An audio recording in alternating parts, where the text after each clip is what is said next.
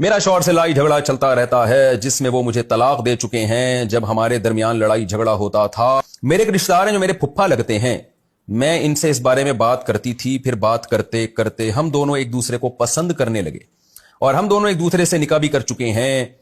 तो हम दोनों का निकाह सही हो गया है क्या नहीं हुआ? देखें, अगर आपके शौहर आपको तलाक दे चुके हैं और इद्दत भी पूरी हो चुकी है, तो फुफ्फा चूंकि नामहरम रिश्ता है, तो फुफ्फा से निकाह जायज है, मगर फुफ्फी के मरने के बाद जायज है। क्योंकि एक ही आदमी एक औरत से और उसकी भांजी से एट अ टाइम निकाह नहीं, उसकी भतीजी से एक ही वक्त में निकाह नहीं कर सकता।